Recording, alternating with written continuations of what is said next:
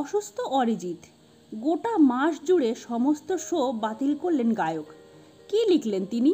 গোটা আগস্ট মাস জুড়ে ব্রিটেনের বিভিন্ন জায়গায় শো ছিল অরিজিতের, কিন্তু সেই শোগুলি করতে পারছেন না তিনি। তার কণ্ঠের জাদুতে মজে গানের দুনিয়া। অরিজিৎ সিং অনেকের কাছেই আবেগের নাম। সিনেমার গান গাওয়ার পাশাপাশি চলে দেশ বিদেশে কনসার্ট।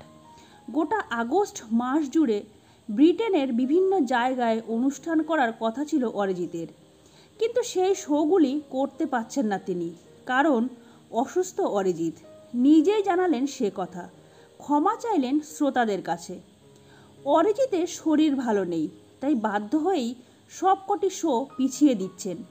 সমাজ মাধ্যমে বিবৃতি দিয়ে গায়ক লেখেন, সবাইকে অত্যন্ত দুঃখের সঙ্গে জানাচ্ছি, শারীরিক অসুস্থতার কারণে আগস্টের সমস্ত শো পিছিয়ে দিতে হচ্ছে।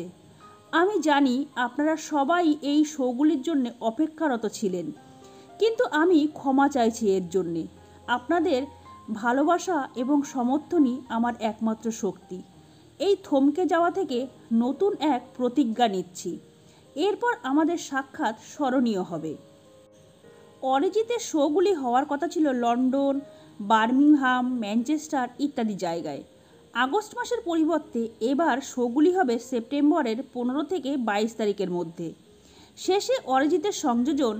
পরিস্থিতি বোঝার জন্য ধন্যবাদ। আপনাদের সঙ্গে আবার দারুণ সব স্মরণীয় মুহূর্ত তৈরি করার জন্য আমি উদগ্রীব।